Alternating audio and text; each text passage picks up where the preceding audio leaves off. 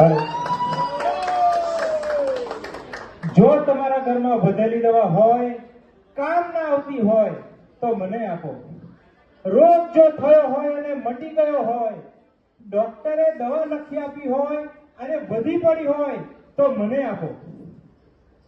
દર મંગળવારે અને શનિવારે ગામની ગલીઓમાં ફરીને હું આટલું બોલું. આજુબાજુના 10 ગામના લોકો મને દવાવાળા બાબા નામથી ઓળખે. ઘણાને તો મારું સાચું નામે ના ખબર હોય. જો કે મારું સાચું નામ કહેવાની જરૂર નથી. એમ તો હું ખાલી 6થી ભણેલો, પણ ગામના બધા ડોક્ટર મને ઓળખે હો. પણ ત્યાંથી ઉચકીને આજે પહેલી વાર મને અહીંયા મૂક્યો ને મને સવાલ કર્યો કે તમે આ કામની શરૂઆત કરી કેમ? તો આજે મારે તમને એ જવાબ આપવાનો છે. આની શરૂઆત થઈ હશે લગભગ 10 વર્ષ પહેલા. હું આમ સામાન્ય રીતે ખેતરેથી આવું ને વાડો કરવા બેસું ને મારી દીકરી સેજલ ભણવા હાજુ બેસે. એક દિવસ અચાનક સેજલ જોર જોરથી ખાંસવા માંડી. એટલે મને આમ જરાક વિચિત્ર લાગ્યું. એટલે મેં એને પાણી પાયું અને એ જળવાય માંડી.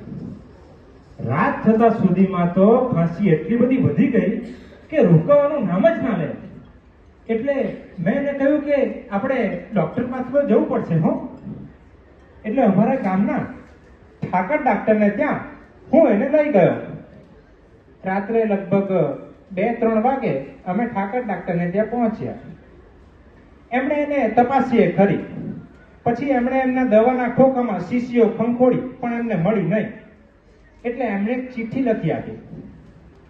પણ સાહેબ, તમારે ત્યાં જ્યાં 24 કલાક ચાલુ રહે ને એવી દવાની દુકાન મારા કામથી લગભગ 12 કિલોમીટર દૂર હતી. એટલે હું મારી સાયકલ પર બેસી ને શહેર જવા નીકળી પડ્યો. શહેર પહોંચ્યો અને મને દવાની દુકાન મળી. પછી મેં પેલી દવાની ચિઠ્ઠી એ દુકાન વાળાને આપી અને એની પાસે દવા નીકળી ખરી. પણ જેવી હું દવા લેવા ગયો ને એણે કીધું કે 300 રૂપિયા. મેં મારા ઝોલામાં જોયું તો એમાં મારી નોટ, પેન અને 30 રૂપિયા નીકળ્યો. મેં એને કહ્યું કે આ દવા મને આપી દો, હું તમારા પૈસા કાલે ચૂકવી જઈશ. એણે ઘસીને ના પાડી દીધી. ને ત્યાં મારા ભાઈને ભાભી સેજલની માને સમજાવીને એને ભુવા પાસે લઈ ગયા. ને ભુવાને ત્યાં ખાંસીને મારી દીકરી ત્યાં જ મરી ગઈ.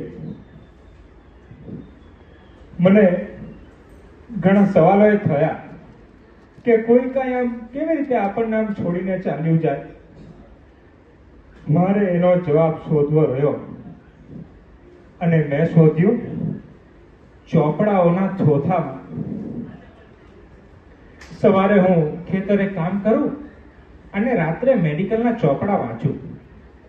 આજે હું કોઈ ડોક્ટર તો નથી, પણ કોઈ આમ હાથમાં દવાનું પત્તું આપે ને તો જોઈને કહી દઉં કે આ શેની દવા છે, કયા રોગમાં કામ આવે. અને એની સાથે સાથે મેં જેનેરિક દવા વિશે પણ વાંચ્યું અને એના પછી મને એની ખબર પડી કે જે દવા ન લેવાને કારણે મારી સેજલ મને છોડીને ચાલી ગઈ એ ફક્ત 7 રૂપિયાની હતી. આજે હું બીજું તો કાંઈ નથી કરી શકતો, પણ તમને હું એ જ પૂછીશ કે તમારા ઘરે કોઈ વધેલી દવા હોય, કામ ના આવતી હોય તો મને આપો. રોગ જો થયો હોય અને મટી ગયો હોય, ડોક્ટરે દવા લખી આપી હોય અને વધી પડી હોય તો મને આપો. છે તમારી ઘરે તો આપો.